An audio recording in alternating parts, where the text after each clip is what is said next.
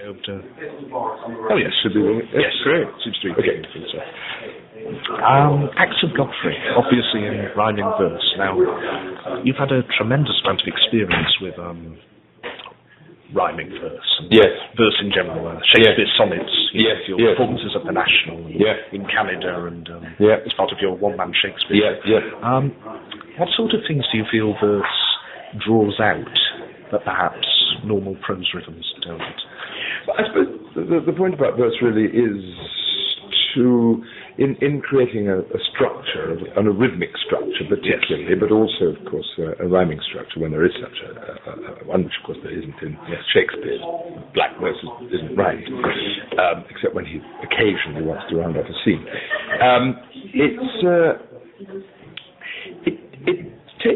It crystallizes it.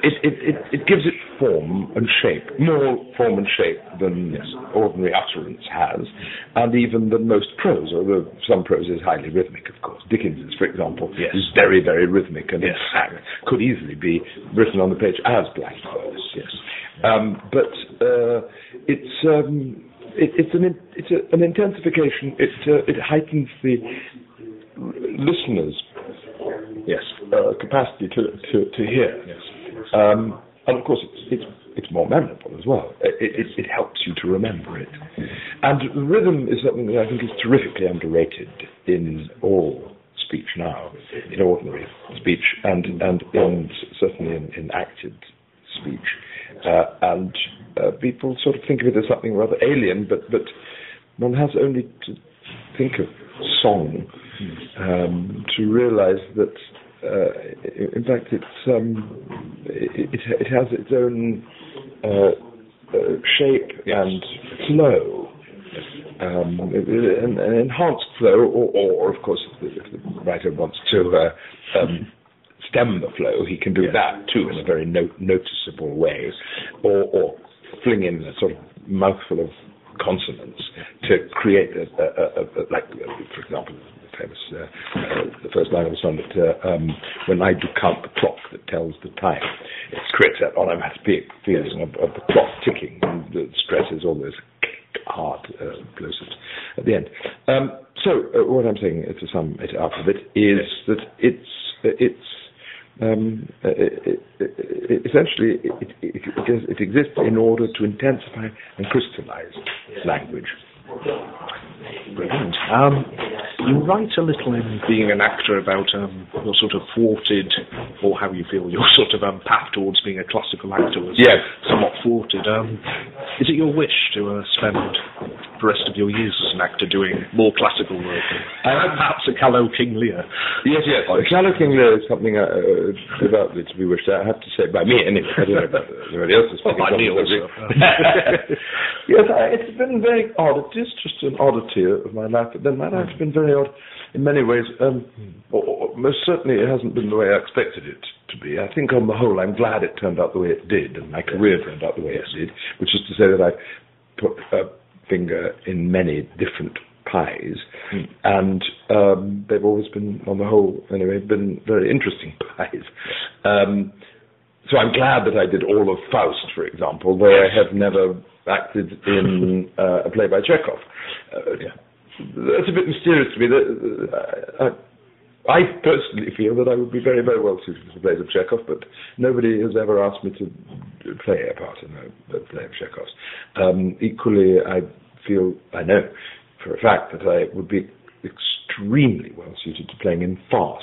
But I've never done a farce in my career. And it's funny, careers are like that. You know, in a sense, unless you're a person of iron will and a tremendous strategist of your own life, then I suppose you could, as some people have done, to say, I am now going to master Shakespeare, and I will. So I would have, if I'd done that, I suppose I could.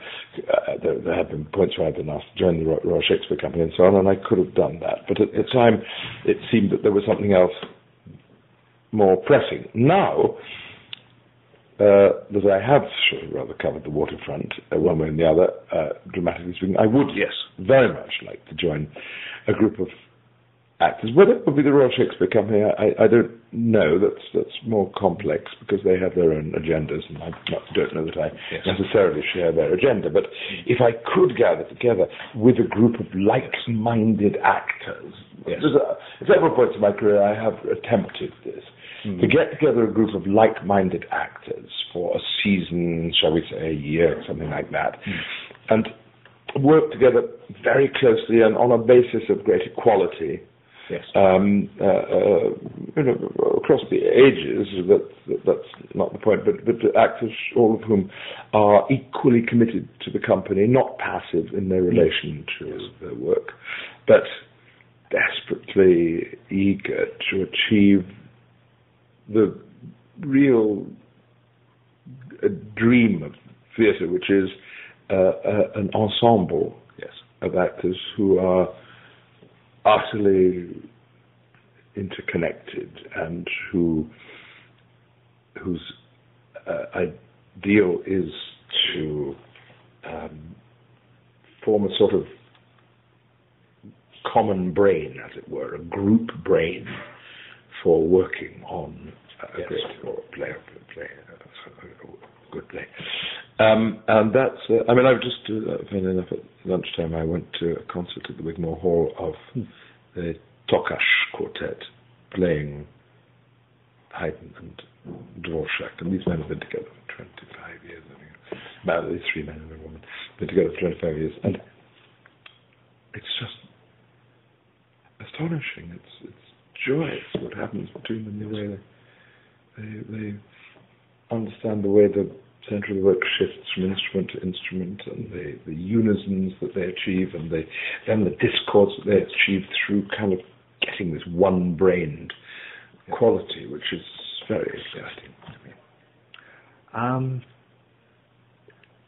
I read in a fairly recent interview with you, I found this interesting, that you were now aiming for a greater sort of simplicity in your acting. And equally, I saw your recent production of A Christmas Carol in London, and I felt a lot of the same thing. It was certainly compared to The Mystery of Charles Dickens, which I've seen on DVD. It felt rather baroque. Yes. I really like it, but it felt rather more pared down and rather more, I suppose, to the point. Why this sudden sort of, well, perhaps not sudden, but why this change? This is all to do with my discovery some years ago. I don't know when it came to me, but 7 years ago, the secret of acting, the meaning of acting. I suddenly discovered, I distilled it for myself in a phrase, which is that acting is thinking the thoughts of another human being. And although, in the case of Christmas Carol and of the Mystery of Charles Dickens, I'm playing more than one character, set of characters. In fact, the real character that I'm playing is the narrator in both of those. And the absolutely crucial thing, the essential thing about acting is that the thoughts should be alive in the instant, that they should be passing through my brain as the character says them, or as I, as the narrator, say them. That the words have to be born in my brain and live in my brain and then die in my brain, if that's also necessary. But the point is that the energy of thought is the thing that above all animates the theatre. And you know exactly when it happens. When you connect utterly and completely with the thought, the audience falls very still because they're really, really listening. Rather than you reproducing something, a kind of colour or a shape or an attitude or whatever, of actually thinking it. And then all the other things follow. All the other things, the physical movement and the emotional freedom, all stem from that. It's like a musical instrument, like a violin. You place the bow on the string in exactly the right place, and you hit the note absolutely. It resonates in the most extraordinary way. Same thing with the word and with the thought. And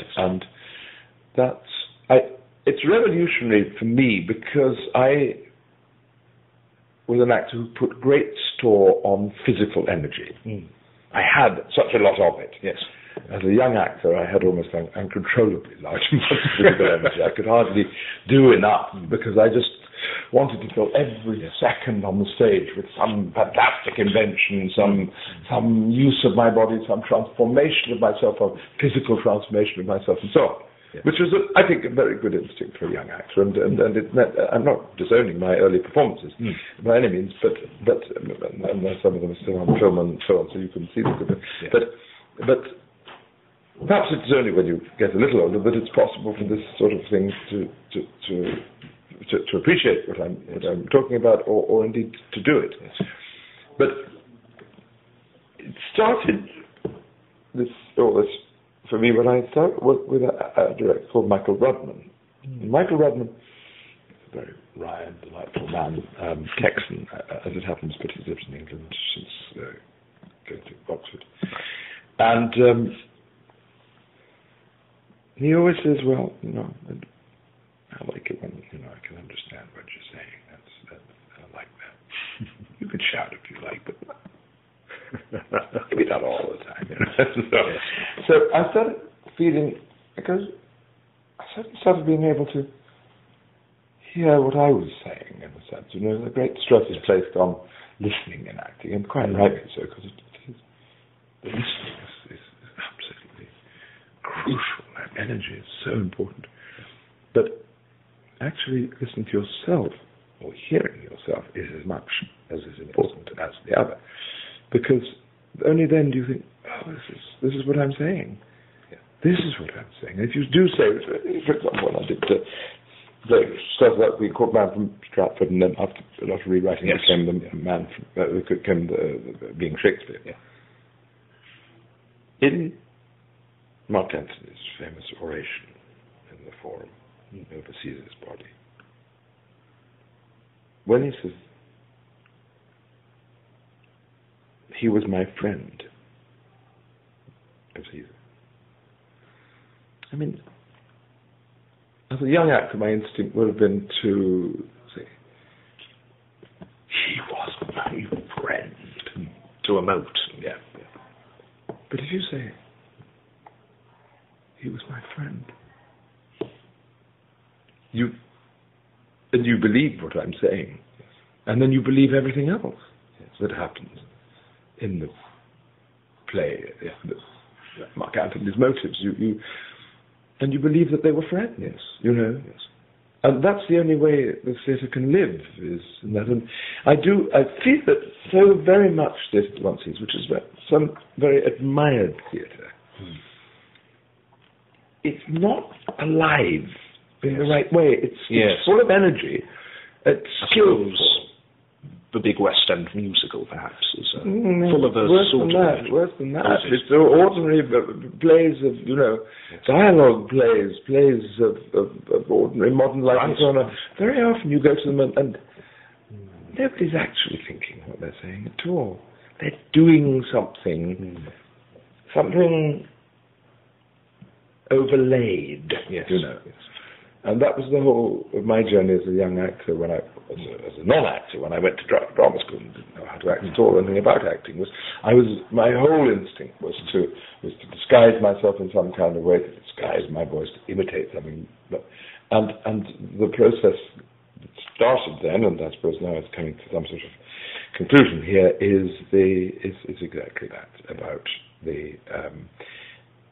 finally being able, and they had a phrase for it at the Drama Centre. It was a wonderful, wonderful phrase, and it was a phrase that I hated very much all the time. I was thinking, what parroting this phrase, and indeed nobody understood it really. You probably can't understand it at that age, but they used to say, "Leave yourself alone. Leave yourself alone." In other words, don't engineer and fine tune and so on what you think you're sounding like or what you think you're looking at. Just let it hang in the brain, and then extraordinary things will start. If you take a speech of Hamlet to do, to be or not to be, that is the question. Yes. Even just that first line. If you as an actor or not as an actor, just as a person, take that line and just say it. And just think what it means to be or not to be. That this is everything in our life is through 5 words. I mean, it's existence or not existence. That, yes.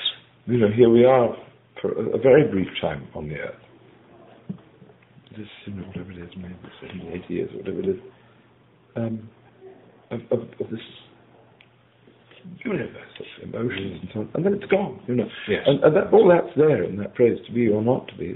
It's there, but it's not about breast beating or tub thumping or theatrics. It's about just connecting to those kind of ideas. There's a final thing I say about this is David Hare often said that when Kate Nelligan was playing a little play Plenty, right, and she has a scene with the character that Zoe Wanamaker played, in which she talks about the concentration camps and kind of goes to pieces. She's on the edge of madness, really. And Zoe once said to Kate, how do you do that? It's so fantastic, the emotion. What do you think about when you're talking about the concentration? What is it that works for you? How does it do that? And Kate said, not pompously, but I just think about the concentration camps. And an actor could, in that sense, be defined as somebody who, when they think about concentration camps, really connects to what they are, who really is able to engage with the idea of concentration camp. Yes. And that's actually a big ask. Yes. Because we're all very desensitized to almost everything. And the thing that people can't quite believe about actors is that you can do a show 8 times a week. Yes. Stand on the same spot of the stage, look at the same person, say the same line. And that it is somehow fresh. And that is very difficult. But it's a technique, as it were. It's almost like a sort of spiritual technique. You have to, you are the person who is able, and that's what I've discovered lately, seems to me also very, very important, is that you have to, when you're doing a play, you have to cut off the outside world quite early in the day. I mean, I used to be somebody who would arrive at the stage door at the last possible second, throw their costume on, go on stage, because I knew what I was doing and I knew all this. But I think it's much more difficult than that. I think you have to, as the day goes on, slowly enter into the world of the play in your mind, so as the concerns of the play really matter to you. Yes. So you have to renew your first acquaintance with all these things. Amy Evans, apparently, every night after she'd done the play, when she was sat in bed with her Ovaltine, read the whole play again, every night, just to remind herself of what it was all about.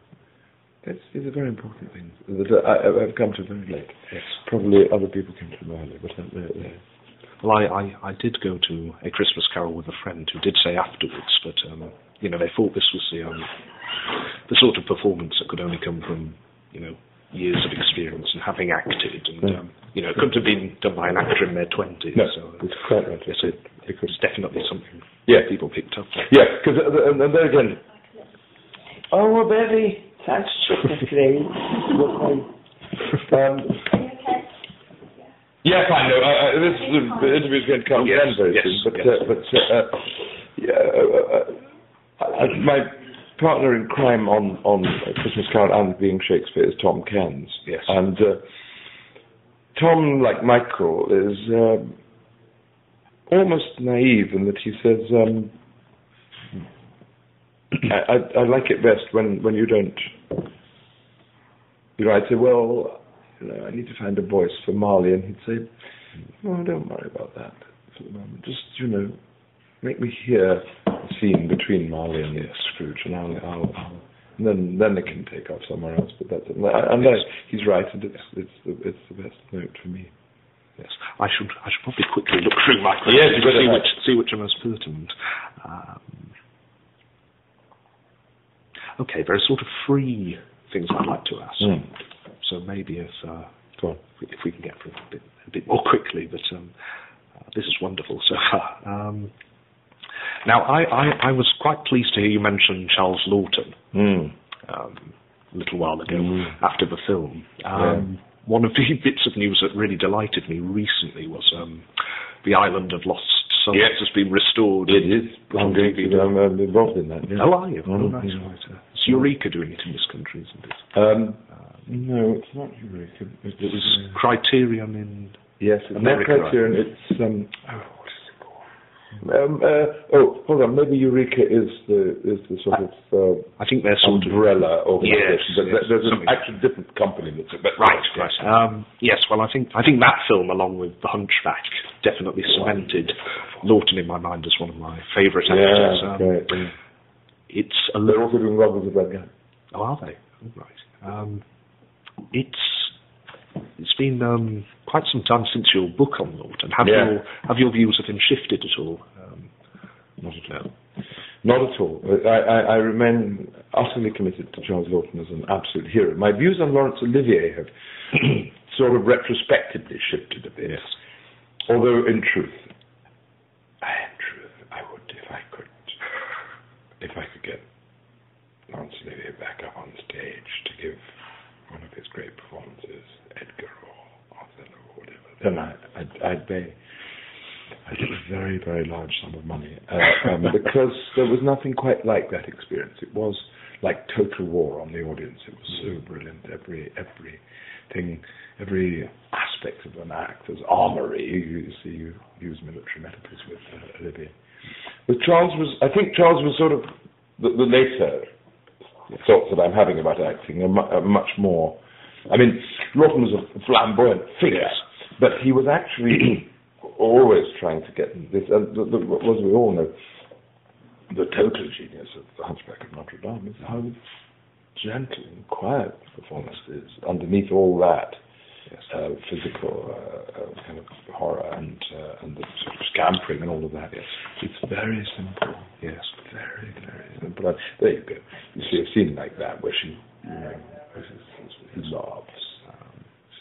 Are you in love when he laughs? It's just why you love me, which is because I'm so ugly. It became the most imitated line in the whole of the cinema in its time. But it's actually, he says it's so great. And Laughton was a great fan of Japanese art, a collector of Japanese art, indeed. And he used to, when he had a problem, he'd sit in front of one of his Japanese paintings, or he'd go into the museum and look at one, and it would sort of clarify that the Zen masters, painting masters, touch of just a stroke. I'm after now. Yes. It's the bicentennial of Dickens this year, obviously. I'm aware you have another book on Dickens coming out, which I will be sure to plug in this article. Good one. But what I really wanted to ask was if there are any Dickens novices who are reading this, which book would you recommend to start with? Well, I'm inclined to say the Pickwick Papers because it was the first book of Dickens that I read, and because it's so exuberant and funny and generous and innocent. But I'm aware that it's also full of Victorian, not Victorian at all, full of early 19th century locutions and it's very ramshackle and it's all together. But that, of course, is one of the things that makes it quite postmodern now, is that it doesn't care about unity of plot at all. It's just all over the place. It's like a sort of mad cartoon. But which I think we warm to much more than many of Dickens's his contemporaries actually adored Pickwick. What am I saying? But the intellectual, the thought police of the time didn't admire it very much. But then I would say Copperfield is the book to read. Yes. Partly because it's autobiographical in some senses, and because it's such a compelling narrative, such a great continuing story, because Micawber was such an overwhelmingly wonderful character, and all of the characters are so great. But with one or two exceptions, which are quite heavy going in a sort of way, like Barnaby Rudge is not as... It doesn't seem to have his spirit so much in it, although it's really a rather fine book. But, Bleak House, though long and complex, is perfectly... See, I reckon that a very, very good way to read novels is to read them the way the original readers read them, which is in installments. Yes. And I've taken to reading. I'm rereading The Mystery of Edwin Drood at the moment, and there's been an edition of it which is in the original, just reproduced with the original installments, and it's very wonderful to do that. It's a lovely little 30-page novel in your hand, and you read it. It's complete in itself, and then you put it down for a couple of days, and then you move on to the next one, and it's rather delightful. That I think that they're big, the novels of Dickens, and they're a big meal. It's a sort of banquet, and it's not a bad idea to take it to have a little gap between courses. Yeah. Final question.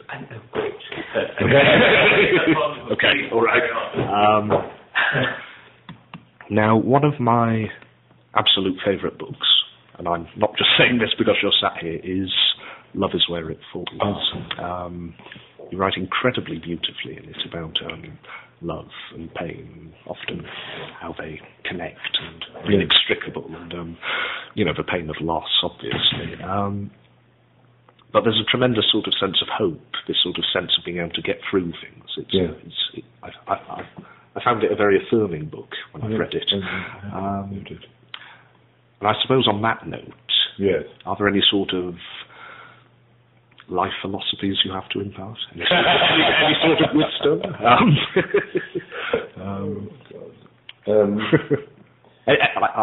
I suppose anything you found that has helped you cope. There's a phrase that I read recently in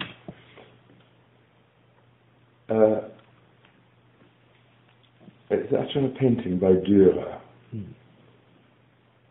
And the English translation of it goes, "We must live